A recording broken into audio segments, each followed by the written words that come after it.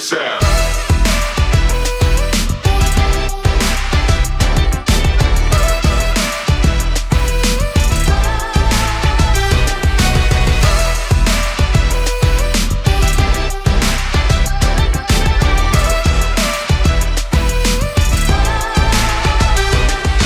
It's Wednesday night. That means it's National Storytellers Night. I want to thank you for joining us today. When you have a chance, go over. Make sure you like, share, and subscribe this episode. I'm really excited tonight because tonight we actually have, by the count of the many people that are in here, we have 10 people in here. Wow, I think probably one of our biggest meetings yet, and I'm very excited about that. If you want to be a part of the live Zoom audience, then head over to newwritermedia.com and join the group. It's free, and it's the only way that you're going to get a Zoom link. Now, for today, we are heading right back to the small coastal town of Santa Cruz. This photographer works for the Santa Cruz Sentinel, and please help me welcome. I'm going to probably butcher his name, and I'm going to butcher her name. I'm going to give him a chance to make sure he says it correctly for me. Shmuel Thaler. Welcome to it correct. I got it correct. Oh, that's awesome. It's funny because a lot of times I have a problem with the last name. And it's like Michael, blah, blah, blah, and like trying to get through it faster. But thank you. I'm glad I got it right the first time. Well, by now it's a couple of times. I also want to mention to the people that are watching this on YouTube that, hey, you want to come join us earlier because we have a little networking session right before the episode starts, and we have a little bit one afterwards, and you're missing that. If you're just coming here for the YouTube, you're missing that. But let's go ahead and get started on seeing some of these photographs. There's some amazing photographs that we're going to get to see today. So go ahead and share your screen. Okay, let me do it here. And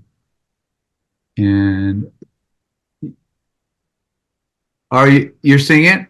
Yep, I'm seeing it. Okay. So cool. The first thing I have to ask you before we get to that first picture, how did you get started in photojournalism? Well, I'll just show you this.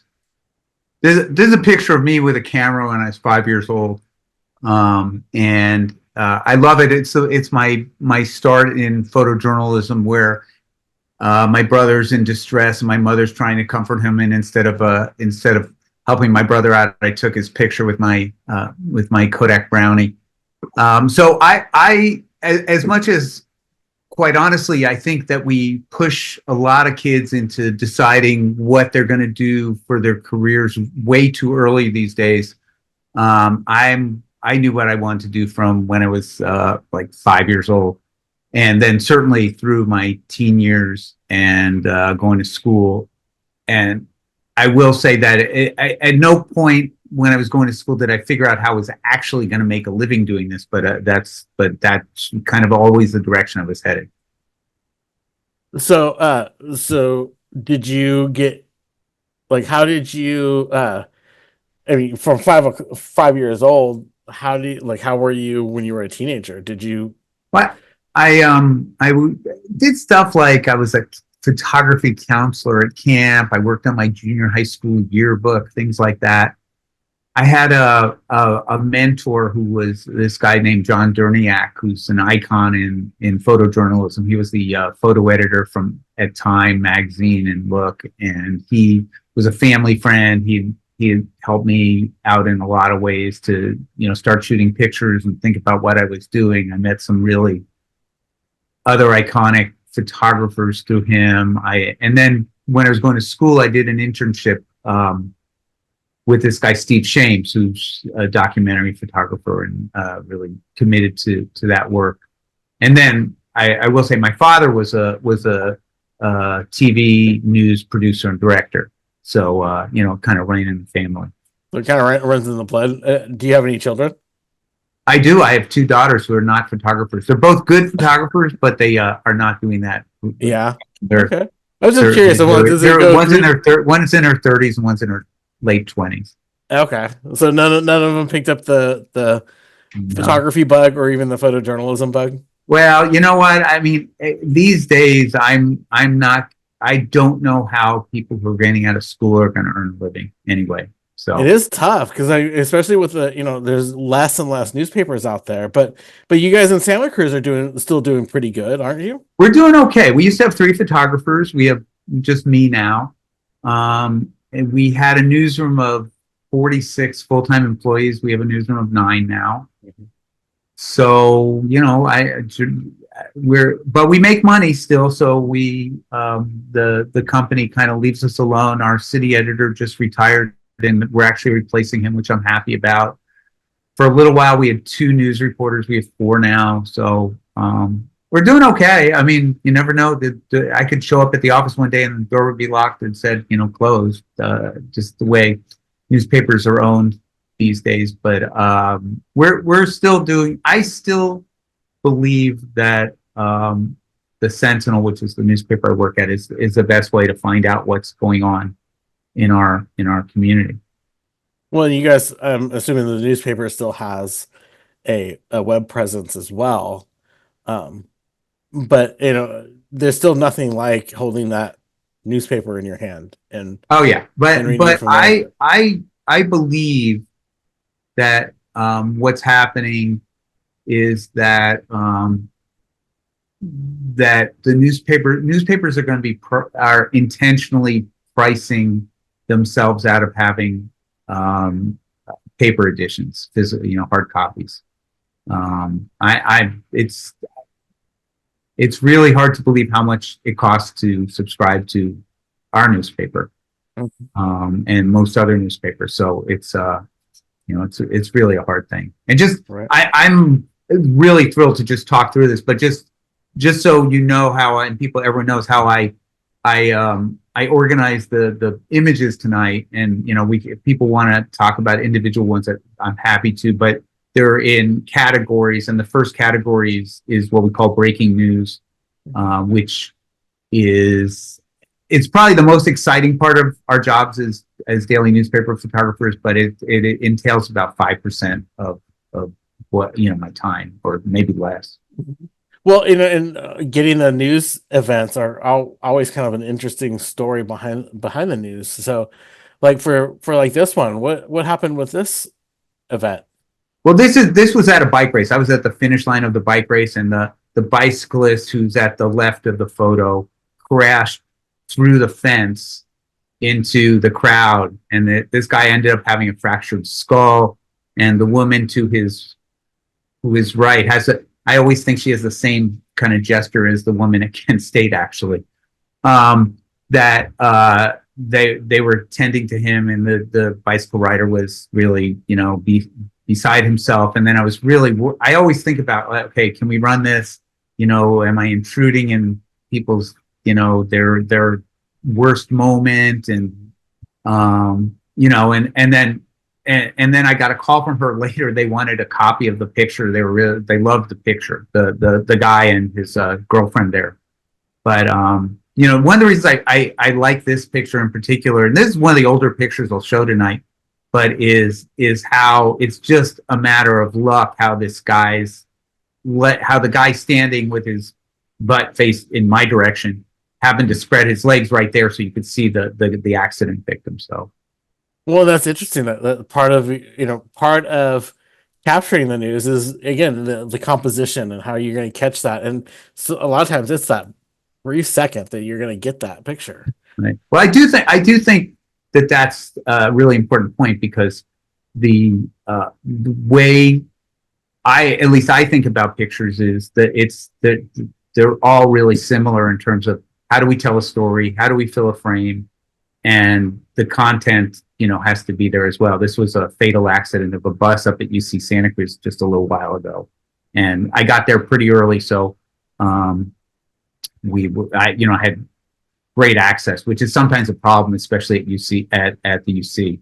They don't, you know, the cops are a little more protective of blocking roads there and things like that. So, and I didn't know it was a fatal. We didn't actually find out it was a fatal until for about 3 weeks. I think the driver survived, and then there were all these stories that came out that there were complaints about how old and in disrepair the buses were. So it ends up being a little more substantial than this. Than So that.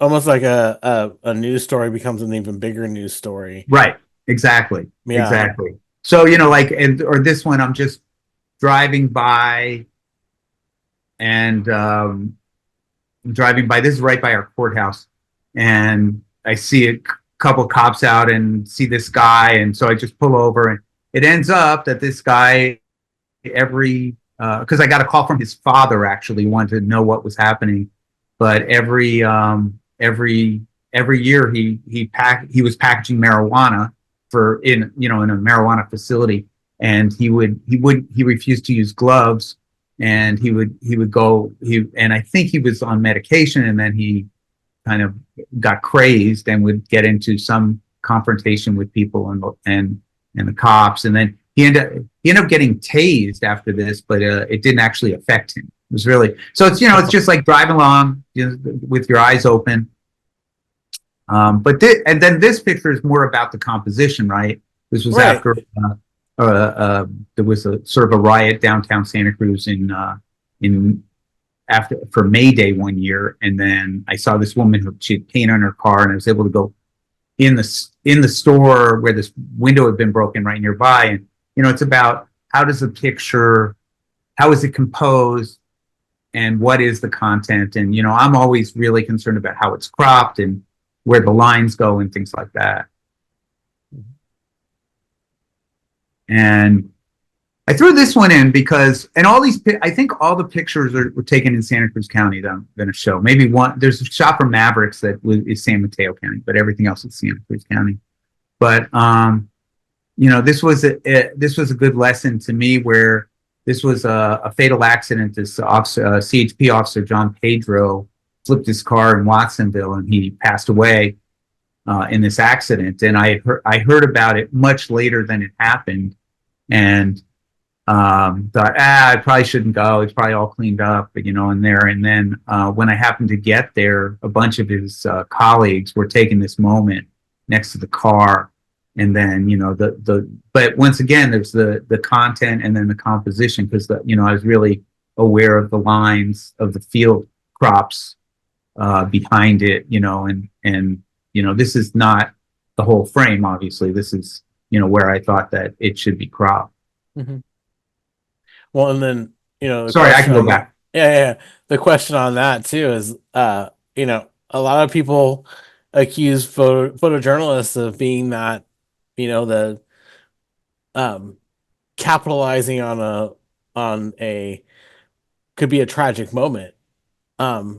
But I don't think that a lot of people realize that actually has an effect on the photographer as well. So where when you go to a scene like this, what makes you decide that, yeah, I'm going to pick my camera up and take a picture, or no, this isn't the right photograph? Well, you know, it's interesting because I mean, there's two parts to that in a way. There's the part of which you started with how it affects us, right? Of actually being there and seeing it. And then there's the part of being respectful. And I really try to be respectful, because I know you know, it's a privilege to do what we do. And there's also the responsibility that comes with that. It's pretty rare that I'm not taking a picture. Quite honestly, the bigger question, I mean, I don't get in people's faces, but the bigger question for me is there's whether we run it or not. And then an even bigger question is, does it run on social media? In some ways, that's for me, because we can run stuff in the paper, but if it's could be a really minor issue, but once it gets onto social media, I feel like I lose control of my images there, where people are arguing and saying stuff they would never say to stuff in person. And so I tend to, on my social media, I tend to not post any pictures that are dealing with whether, political events, whether it's homeless stuff or Palestine, Gaza, and Israel, or there's other issues here like our rail trail. And I just try not to publish those pictures at all on social media. So, and then a lot of it is, for me at least, is listening to I have, listened to a police scanner. My wife, Kathy, is incredibly supportive, and she actually points me in the direction of some things. I think a lot of journalists' lives have ended in divorce because it's a really demanding, low-paying profession. But it's, as I said before, I think it's an incredible privilege. I think it's kind of what I was sort of. Well, I think that's another misconception too, is that it's not a 9 to 5 job. Really is a 24-hour job, because when things happen, you got to be there to take a picture. Right, and it's way harder when there's one photographer, recording the visual history. I mean, there are other photographers here in Santa Cruz, and Kevin Payne-Schott, who you just had on last week, is a great example of a really good photographer who's doing good work. And, his organization won a Pulitzer for their coverage of our floods last year at Lookout. But I feel that responsibility. And, when I look back at how, and I'm working 28 hours a week theoretically now. I'm part-time. But when I look, there are, on a typical month, there's very few days that I haven't shot a picture, and that's just, and I love my job. I absolutely love my job, and I can't imagine having done anything else. So now I'm in this fire section that I made, which is part of breaking news, obviously. And the reason I put this picture in, other than I just love it, is, and this is one of the older pictures in here too, is that these were fuel oil tanks down at Moss Landing, which Moss Landing was a fuel oil powered power plant back in the day, and they switched it, I think, to natural gas. But and they were taking away the fuel oil tanks, those big storage tanks, and one of the construction or deconstruction workers had the brilliant idea of using a blowtorch to cut a hole in it. And so, of course, it lit up because there's still millions of gallons of sludge in there. Anyway, so I shot it, and we couldn't even go near it because there were a bunch of acetylene torches, and they kept blowing up, and it was like bombs going off, and pretty exciting. And the firefighters had to stay far away. And then as I'm leaving, I look in my rearview mirror and see these cows, just hanging out, looking at me. So I got out of the car, and it ends up that these cows happen to belong to a Monterey County supervisor too. So it ended up working out really, really well, in terms of photographically. So with that other photograph, the photograph with the cows, has that won any awards? Because I've seen that before. It's one of my winners, one of the classic images that people see. And also with this moment where all the smoke had been blowing one way to the right in the picture down towards Watsonville, and then it switched direction. So the fact that it covers the whole sky made it that much better. So, and a lot of it is timing and waiting. And, it's like with sports, knowing, the most likely thing is going to be a play at second base, and Pam there can know that.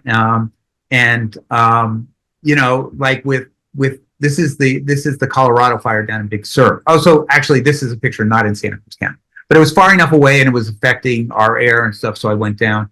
And it's just knowing, okay, where's that plane going to come to do the drop, the drop of the retardant, things like that. And how do we see the different, layers of the picture, or this is the Estrada fire. This was a prescribed burn that got out of control down toward, above Watsonville near Mount Madonna. And first time I ever saw one of these fires with the trees would explode and the sparks would fly in the air. So part of it is, it's a very cool looking picture. It's really and dramatic, and it's really scary too. And And then, but I, if I can, I don't get it enough, but if I can, I really try and look for that human element. So this was the Traving Fire, which was, I think it was probably 2005 down in, oh wait, I actually probably know. No, I don't know. It's this Traving Fire quite a while ago down in also the Watsonville area between Aptos and Watsonville. And I couldn't get through the roadblock in that case. And this is Todd Stutzy, who I think still is an animal control officer here. And he said, get in my truck. So he was driving around the fire and rescuing animals. So that was like great, opportunity for me to go with him. It's the first fire I've seen that that firefighters were, if a house was fully involved, meaning it was on fire, firefighters were going past that to protect other houses. It's the first time I've seen that. Now we see it all the time. Like during our CZU, which I have pictures of from the CZU, if people didn't have defensible space around their houses up in Bonnie Doon and Boulder Creek, the firefighters would tag their house that, this is not a house that's worth saving. Let's see. I don't know if I can get that. It looks like there's a question in the chat. Go ahead. Carol, you want to go ahead and ask your question? It's not a question. I'm just telling him that really love the work, and the readers are lucky to have him at the paper. That's all. Thank you. It's not a question. Thank you. I appreciate that. You're welcome. So this here is a and I will say that's part of my job that's probably different than most newspaper photographers, that we have a small enough and sophisticated enough community here that I am constantly having conversations with people here, and that's where I feel the responsibility and the privilege of it. Where I know that when either the paper is thrown on their driveway and they open it in the morning, or they open it online, that they appreciate it and they let me know. It reminds me of this guy, Torsten Shellstrand, who was he was the photographer, the NPPA Photographer of the Year, probably back in the 90s. And I talked to him once, and he was working in a paper in Jasper, Indiana, which had a really strong documentary photography tradition. And he would go. That's a legendary newspaper. Yeah, too. It's a legendary. It's still there. It's not doing quite the same work, but they would run their Saturday. I think it was their Saturday paper would be a tabloid style newspaper, and it would be one photo story every week. Yeah. I can't even imagine how you do that. But anyway, so he said and it was back in the days when we would print in the darkroom, and he said he would go out to a hog farm, and this guy who grew up in that town, went to high school, maybe didn't go to college, starts talking to him about the tonality of his photographs, because they're really sophisticated. And I believe that we have that kind of community here. So anyway, this is a prescribed burn up in Felton near here at Henry Cowell Redwood State Park about like a month ago. So I threw this in. Yeah.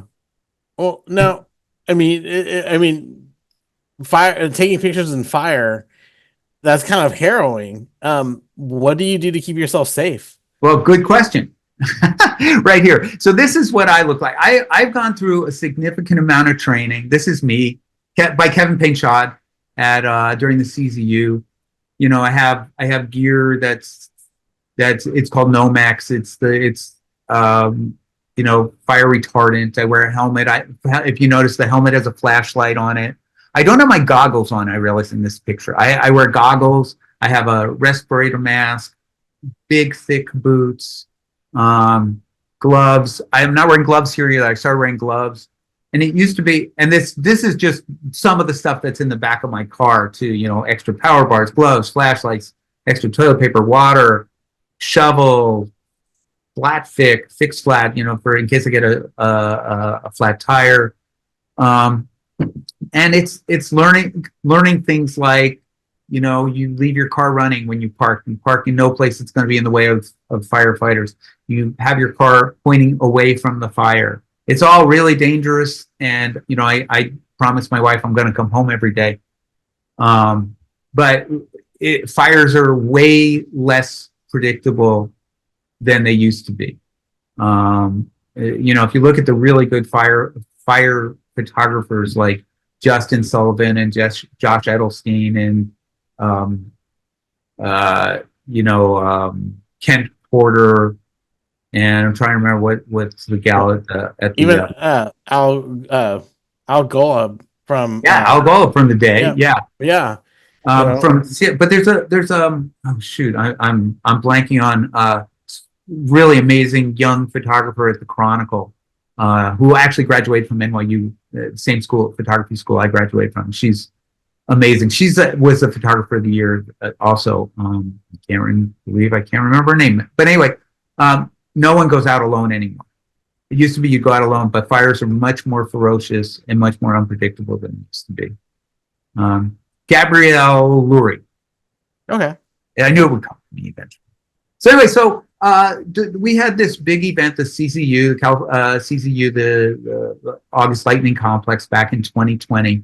And so my wife and I went down at 2 a.m. She was the one who woke up, said, "Hey, there's lightning." And so we went down, and we should have figured it was going to be bad, but this was this bizarre dry lightning storm in the middle of the summer. And it was hundreds of lightning strikes. This is Westcliff Drive in Santa Cruz.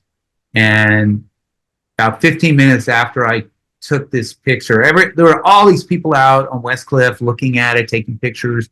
And then this roll cloud came in, and the wind brought winds about 50 miles an hour, and it got really crazy. And then, it started a horrendous situation where eventually more than 900 homes in Santa Cruz County were destroyed. People are still, many people are still with not in their houses, not on their property. This is, I think that, let me see, I made notes. So that was the night of August 16th, and this is August 18th. And I heard the fire had been kind of up in San Mateo County, and no one knew that it had come to Santa Cruz County. And that night on my scanner, I heard it's up in Boulder Creek. And as I'm driving up towards Big Basin State Park, and just the sky's on fire. This is San Mateo County line, right at Santa Cruz San Mateo County line. This is on Empire Grade up Bonnie Dune. And a lot of this I'm just driving. I'm trying not to drive by myself anymore, but I was driving around a bunch by myself, and there were so many fires, it was really hard to find out where firefighters were. So when you drive to places now, you said you don't go by yourself.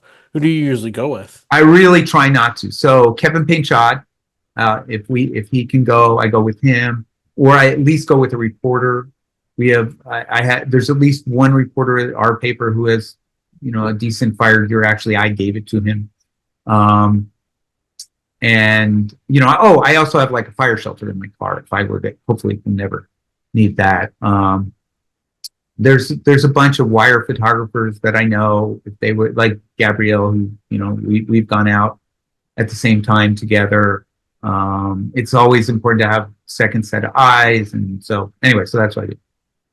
Oh, and it's interesting when you go back to that too, photojournalism is not a solo career, or not a solo or a competition. A lot of us, a lot of photographers go out, and it's a small community of photographers. Well, I was incredibly encouraged and assisted by photographers when I was starting out. And I think it's a very generous profession in general. There are, for sure, some prima donnas, but we have a friendly competition. We enter contests against each other. But once again with the fires now, if you look at the great fire photos from Gabrielle and Kent and Josh and Justin, you can tell they're at the same. Oh, and Noah Berger. I'm sorry, I forgot Noah. He was the first really good fire photographer in this era. If you look at their pictures, they're at the same place. So they're trying to get the better picture than the other photographer, but there's an incredible cooperation. When we're at a fire, we'll be texting constantly about where to go, what we see, and not just for safety. It's just sharing it. It's like we just do the best we can, and and I will say that in terms of newspapering, in the old days, especially, the collaborative nature of it was one of the best things about it. That was my wife, by the way. I should just at Costco. That one day we had that incredibly weird orange sky, and this was not from our fire, but this was during that time, because I think there were 460 fires in the state of California at that point from that lightning strike. So now to more mundane or more special stuff. So this picture is probably my most well-known picture. It's not my best. It's not the best picture I ever took.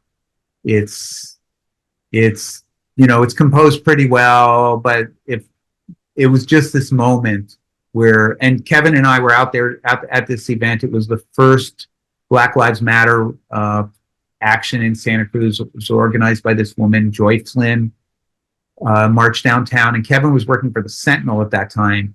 And he was shooting for us, and I had the day off, and I just felt like it was going to be something big, and I needed to cover it because, it's part of history. And then it ends up our police chief, Andy Mills, there, who was a very forward-thinking police chief, ended up taking a knee right next to our mayor, Justin Cummings, black mayor. It was the first time anyone in the country had seen a white police officer taking a knee at a Black Lives Matter rally. And it got really crazy. I was lucky that my daughter Kayla was here because she was a social media consultant at that time, and she helped me kind of control it, because you want to keep control of your images. But this was shared thousands and thousands of times and seen by millions of people, and shared by Katie Couric and Michelle Pfeiffer and George Conway, and it's included in the International Center of Photography exhibit about that time. And one of the things that, at least for me, is really gratifying is that this, it became part of the national conversation. So, well, this is a moment-driven picture too. What do you look for in a moment?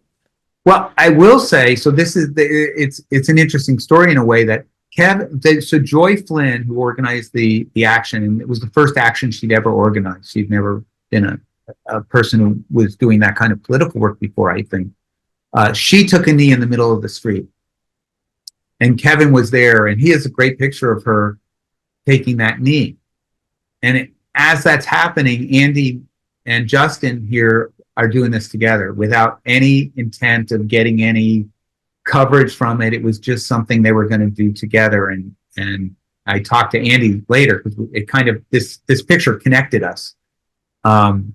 He said he just knew he was going to go and do that. And so this was just looking around. And I think a lot of what I do and what good photographers do is we're constantly looking, and we're looking and we're seeing. I guess that's the difference between looking and seeing. But it's kind of a half your brain kind of thing. Like, half my brain is concentrating on what's happening here, and half is concentrating on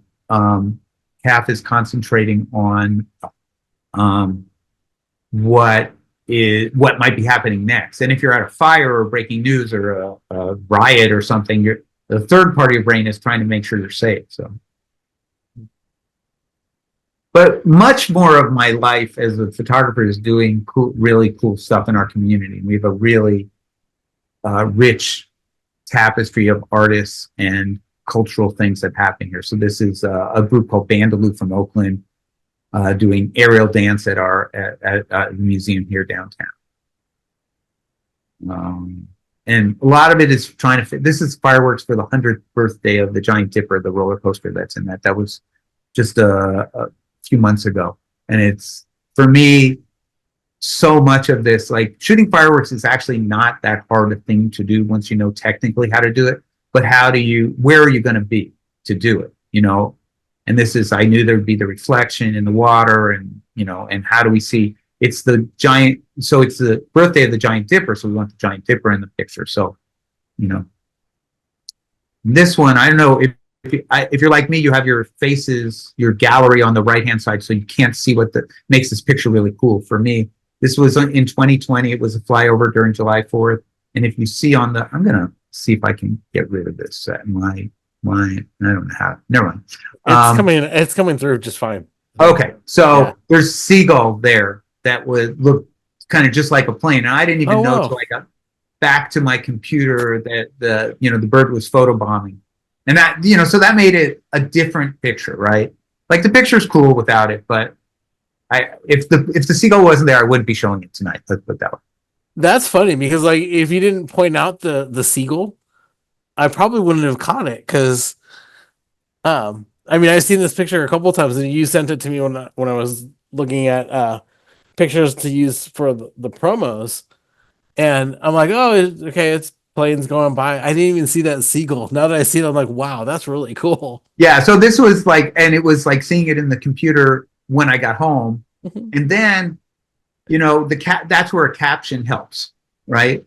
Because the caption, I think actually the headline said, seagull photobomb or something like that, and then in the caption we do it. So well, and it goes back to it's kind of a curious thing to think about too, is that sometimes your moments aren't even, you don't even know they're your moments until you get it back. Especially when you had digital, we have digital as opposed to film. There's all that saying about chimping, right? And this is something you will not see if you chimped your digital camera. You would not. And there's no way you would see that. Yeah, and for those who would, it's like that's when photographers are standing around and they go, it's like, oh look what I got. And I don't actually do that. I think that it's just like, I mean, you have to look at what you have, and the change to digital, which for us was a long time ago. It was 2003 when we went total digital, but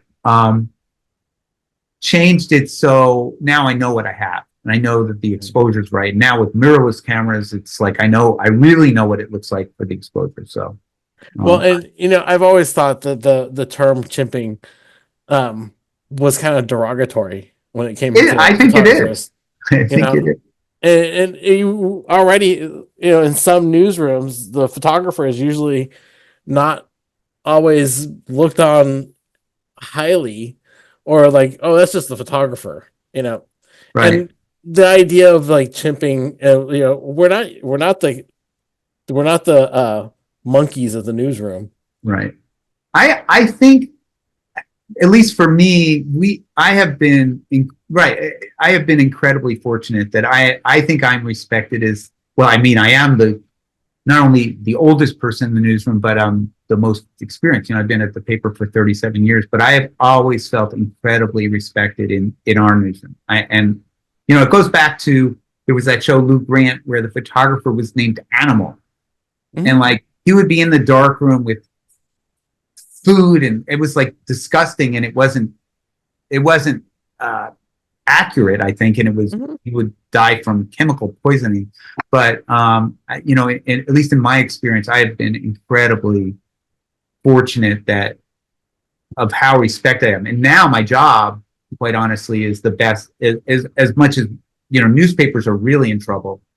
All I do is, I'd say 99% of what I do is go out and do take pictures of whatever I want, which is a responsibility that you have to produce. So right, absolutely. So I'll I think I'm going too slow probably, but this is a picture where juxtaposition made this picture. These are the woman who's in the middle is her name is Abby Mustafa, and she's a muralist who kind of was in charge and visualized the idea of this Black Lives Matter mural downtown Santa Cruz in the street. And then two guys, including Hagen Warner, who's behind and this other guy, Brian Boschak. But Hagen Warner, they vandalized it. And then this court episode went on for a really long time. But this is when Hagen Warner probably finally pled. So it's just the juxtaposition, it tells a story of them being together. And then there's just moments that are, this is at and the cool thing about this is at a camp for kids who are going through, have had a death in their family. It's called Camp Aaron. And I couldn't show the faces of any of the kids to be identifiable, and ended up, this is a great picture. It shows this moment of freedom and being in a place, but also not recognizable. So, my job is doing whatever. This is going to a dance performance and just waiting for that moment, but then having to go backstage and getting this kid's name and talking to his parents, make sure they're okay, that his picture's in the paper. Back in 2020 at the another Black Lives Matter action. And the reason I think that this is a good picture. It's not, it's not a phenomenal picture, but the fact that it shows the location of where it is, the lighthouse is so iconically Santa Cruz that I think that it gives this historic moment. And then there's just these really sweet moments. This was two women who are part of this program called Music in May, and they go into juvenile hall and play music and talk to the kids, and just there's this moment of beauty where some of these kids are so freed by the music, and these are professional classical musicians, and then at this moment they were talking about the difference between the violin and the viola. And the reason I threw this in, she was called the Harbor Hooker. She was the woman who injected a Google exec with an overdose of heroin on a boat in the harbor here. And this became the iconic, this was a huge national story too. And this was kind of the picture that told that story better than anything else. But the reason I threw it in here today was because I always wait till the end. If you're a reporter and the proceedings in court have ended, you have to go out to the hall to talk to the reporter, to the lawyers. The lawyers, they sometimes wait, and you have to ask some questions, and you have to file your story and this and that. But I always wait, and I'm usually the only one there. And I'd say one time out of every 20, the defendant looks back before they go back to jail. And then, with the hair flip and so, with the hair flip and stuff. So it's just a lesson about, of what to do, how to be doing your job, and, how to turn seemingly boring or mundane assignments into extraordinary pictures. So this is the annual police inspection in Scotts Valley, or a Memorial Day paddle out for the Veterans Surf Alliance, which helps veterans with PTSD heal through time on the water, and then fly by this helicopter. Or the annual Pride Parade in Santa Cruz, which is one of my favorite events. It's full of love and joy. Okay, so I have just a few pictures from my drone. I just started using a drone a couple years ago, and maybe 3. Trying to remember when. I'm getting okay at it, and I can send it up and take pictures and pack it back up in 20 minutes now. So but what I want to say is, it's such a good tool. We can overuse it, and then we can just use it the right amount. And I love, as you can see from my pictures, I'm so intrigued by graphics and lines and shapes. So these kind of things are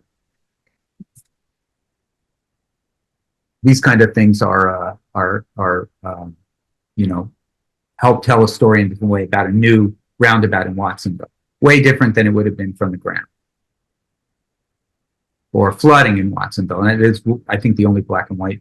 No, there's another black and white, but pickleball camp. You know, there's all this different stuff. And this is when the Black Lives Matter mural was being repainted.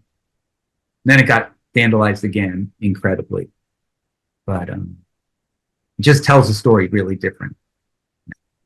So how are we doing on time, Doug? We can keep going because, like, you know, we probably should start wrapping it up so we can get some questions in. Well, I can just run through these kind of quick. And once again, most of what I'm doing is, you know, I have the same philosophy with the pictures. Try and fill the frame. There's a picture actually from Amsterdam in the Rijksmuseum, and some of these. This is one of the ones that was shot with an iPhone. It's not shot with a professional DSLR or mirrorless camera, but just and this was shot with an iPhone. Another picture of my wife.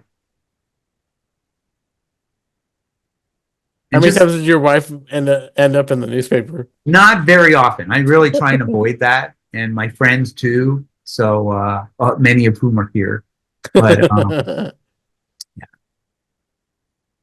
You know, I know there's photographers who go, not another weather shot, and I look. You know, it was raining and sunny, and if you look carefully, there's surfers in the water. You know, and the Sentinel will run these pictures big and on the front page every day. And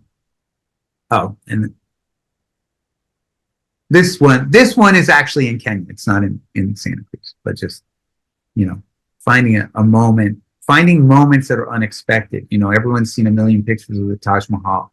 So how do you show something that's different? Or how do we say once COVID is just started, you know, or, you know, this flower seller downtown. Another weather picture, you know, and a lot of it's about angles. And one of my favorites recently, just at something and then saw this kid, Spider-Man. He's up at UCSC. So we run these pictures. Most days we run 2 feature freestanding pictures.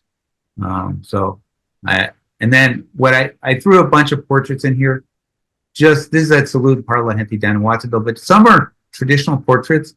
But how do we show who someone is in an interesting way? You know, this is another veterans thing, that veterans with PTSD are helped through equine therapy. Tammy Brown, a singer in town. This one's a little soft, I'm realizing in the image, but you know, constructed picture. These are two folks, Robert Kelly and Diane Cipher, who ran a ballet studio, and it was a picture of them. So how do we get that to be something interesting?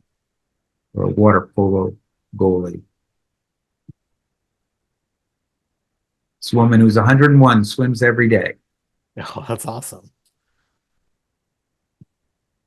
I use my underwater case. Or Capitola Wharf is destroyed, and you get the city public works director out there. So it's a portrait of her, really, but through juxtaposition, you can see what she's doing or what it's about, or a story that we were doing about roller derby.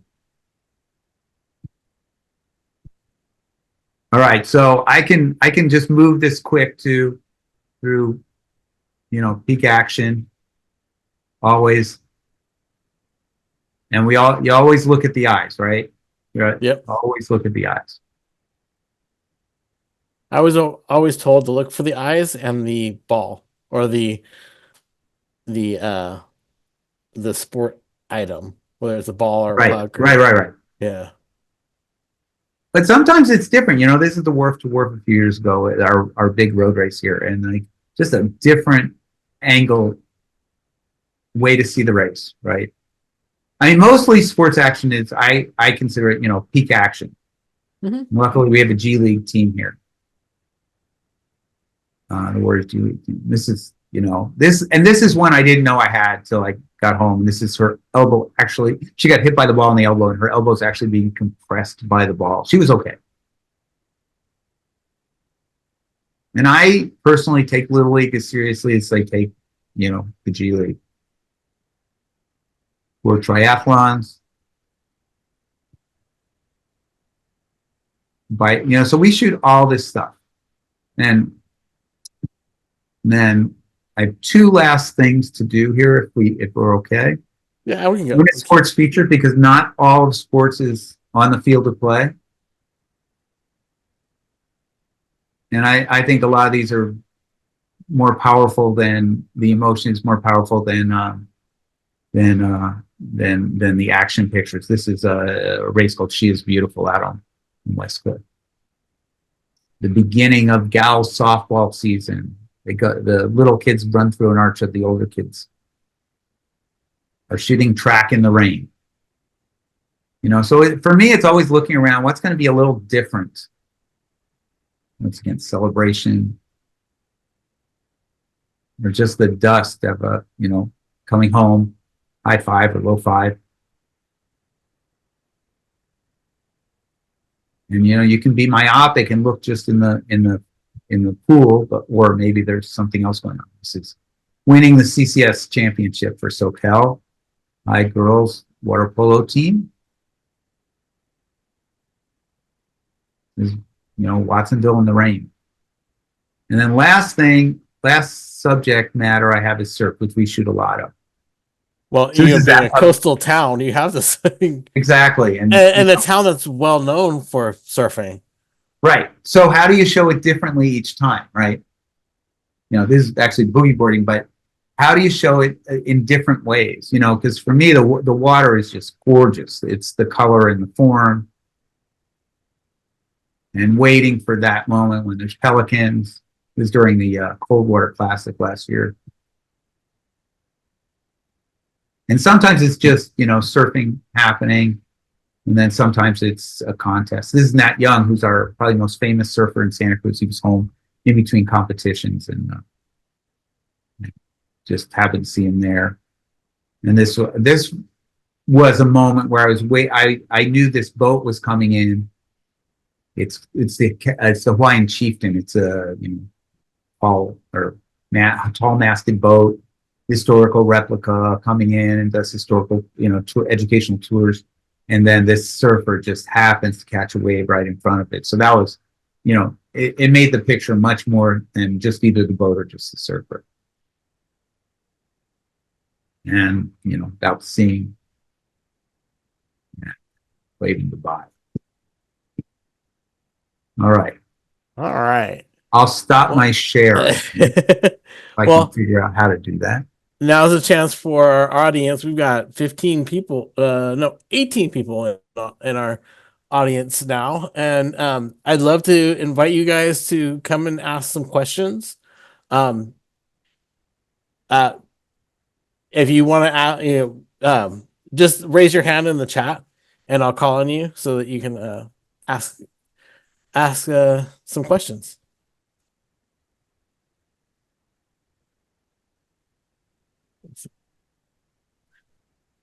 Or you guys can just ask. So I don't have a question, but I do want to say I'm a friend of Shmuel's. I live in Santa Cruz, and I just appreciate so much how you make me see my town through new eyes, day after day after day. Well, thank you. I mean, I will say more than anything else, those are the kinds of things that I love. We have this amazing community, and I think that it's not, people who live in Santa Cruz know that. We're all here because it's a special place, right? It might not be that way it might be, but it might not be that way if we lived in Modesto, or wherever, I do know growing up in San Jose that Santa Cruz is a spot to go to. Of course, you had to go over 17 to get to that, but right. It was still the spot to go to and go hang out at the boardwalk and go to the different beaches and the the lighthouse that you put up. Right. I remember going there many times. Well, it's a really special place. It's for the size of the town. It has so much culture, and I mean, generally it's easier for me to be here politically than a lot of other places. And it's a great community. So there's always a conversation. I'm always meeting people out in the community, and I really appreciate that.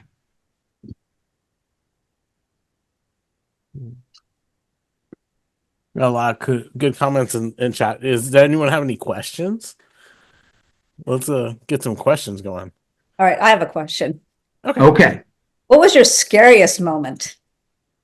I think it's from the CZU, and then more in retrospect. But I was up at this neighborhood called Braymore, which is up Empire Grade in Bonnie Doon, and there were firefighters there. I was there, probably about 12 hours before this happened, but they were there doing basically defense of houses, because when they got there, it looked like the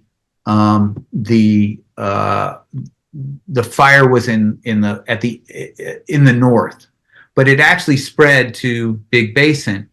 And I talked to some of these firefighters, and what had happened was they were waiting there, and then the fire crowned up the side of the hill from the other side, and they drove off, and there were 4 firefighters, and 2 of them ended up just grabbing on the back of the fire truck. The 2 inside thought they were already on it, and they had melted face masks by the time they got down to a safe place.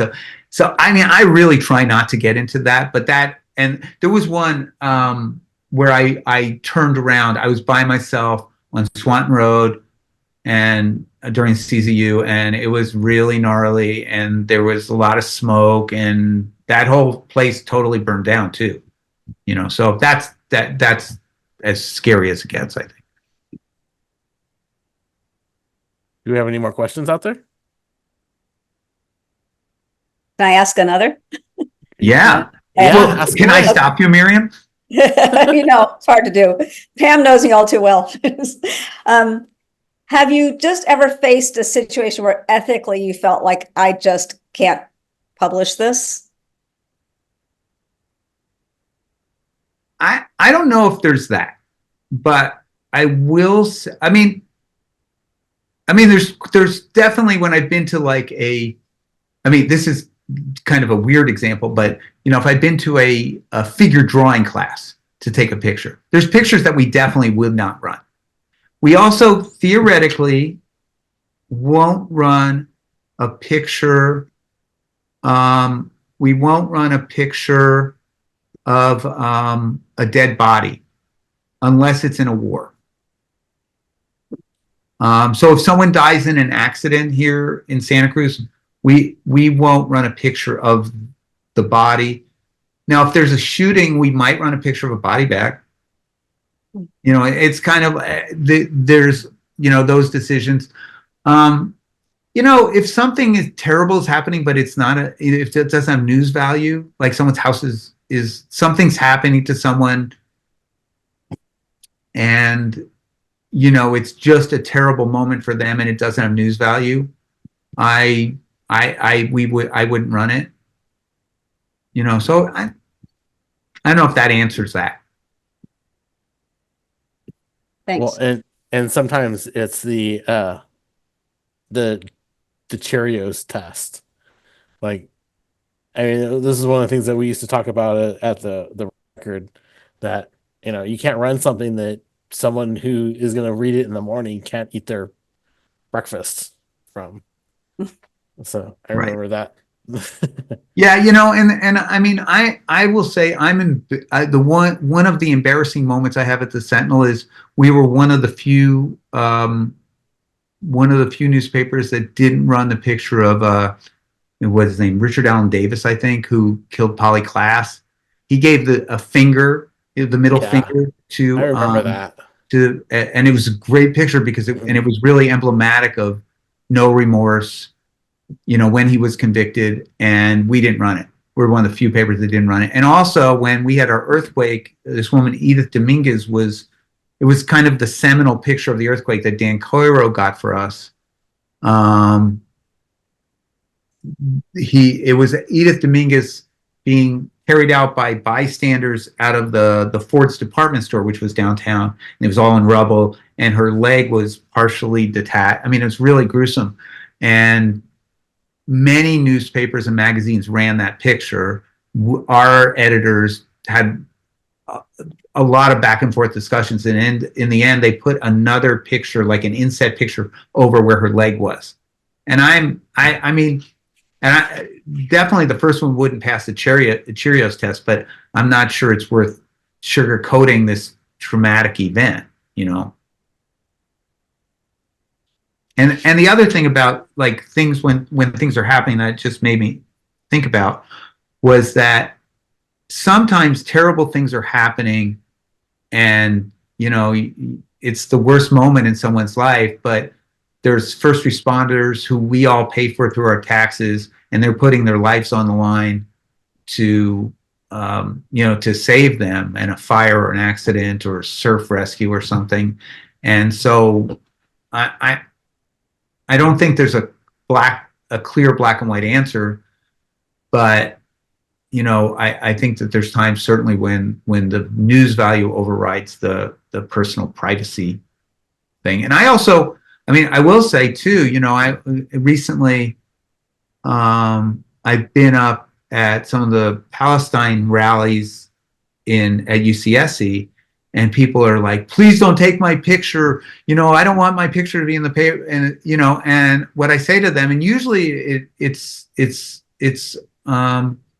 most of the people understand it. I say, I can't let you tell me how to cover this story.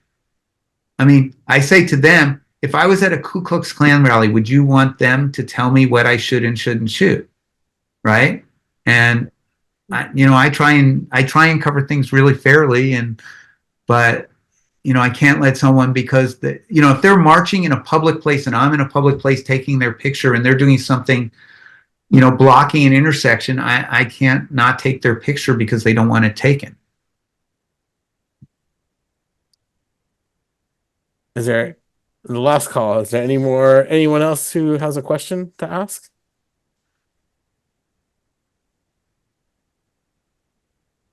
Okay.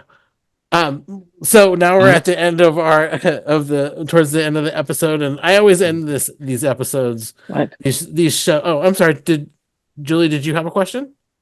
Or it's Pinkle, maybe. Yes, Finko. Oh, go ahead.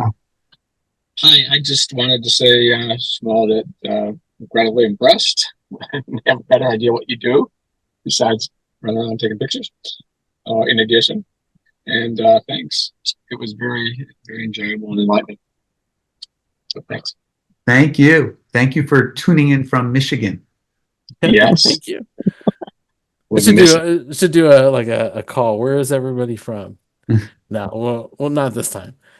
We'll do that. We'll do that after we're done with everything. When the presentation is completely done, we always have a little bit of time. That for those of you who are catching us on YouTube, we always have a little bit of an after party too. After conversation. And if you want to be a part of it, head over to newridermedia.com and become a member. You gotta get those little promos in when I can.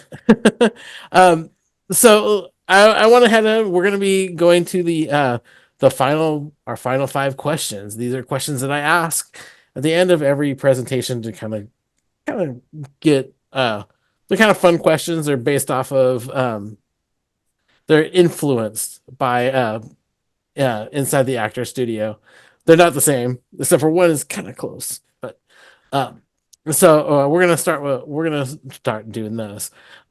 So what quote, phrase, saying do you use to motivate you in assignments? There's 2. So one is by David Brinkley. I just spoke about, actually, both things I kind of spoke about, but by David Brinkley. And I actually wrote it down both of these down because I didn't want to paraphrase them. So David Brinkley was the NBC news anchor time of Walter Cronkite. It was the Huntley Brinkley News Hour, or maybe, or just it was those two guys. And he said, since it's impossible to be objective, we must try and be fair. And I thought that was a pretty good way, because I don't believe there's objective journalism. I mean, certainly I don't have any. But I do try and be fair. But then the quote that the quote that's like the most dear to my heart in some ways is by Henry Cartier-Bresson, who coined the phrase "the decisive moment." Like every situation has a moment that's decisive. That's the right moment. But what he said is, it is an illusion that photos are made with the camera. They are made with the eye, the heart, and the head. And I've always thought that. Doesn't matter what equipment we're using. What is your favorite thing to hear? Kind of like what Miriam was talking about, just like having this conversation in the community. To be, that what I do has an effect on the life of the community in a positive way. That I'm contributing and that it affects people's lives. So that's what I like to do. What's your favorite thing to see? Well, every new day, really. Because every new day is a new opportunity. Love seeing my wife and my daughters and our cat. But I like seeing the newspaper every morning on my driveway and just opening it up. And I still, I've been at the Sentinel for 37 years. I've been taking pictures for 60 years, and I still get a thrill out of seeing the picture in the newspaper. I mean, maybe I should become more jaded. But there really is nothing better than see your photograph in a newspaper. Right. And my newspaper does an amazing job of printing it well and big, much more so than it used to, actually. So it's great. I think it's that bug that gets into all photojournalists or journalists, period. That bug that, again, it's not a glamorous job, but you can't help to do it. So the fourth question, what is your favorite word?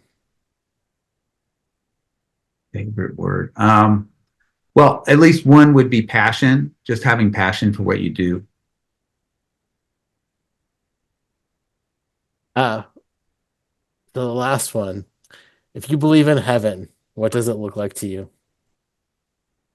All I can say is it would be a place that had healthy democracy, healthy journalism, and a lot of kindness. That was awesome. Shmuel.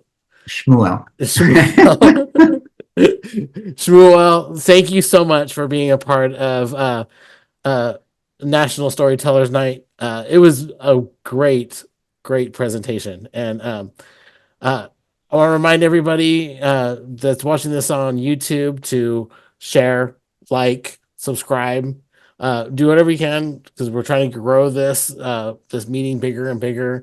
I'm really happy that we had at one time, I think we had like 18 people in the meeting. And if you guys want to be a part of the meeting, like I said before, head over to newwritermedia.com and join. For Shmuel, I'm gonna keep doing this wrong, but for everybody I'm okay here, letting you hang there. It's really yeah, I feel like I'm hanging. For everybody here at National Storytellers Night, I want to thank you for joining us, and keep looking for that great decisive moment. Thank you. Have a good night. Thanks, Doug. Check this out.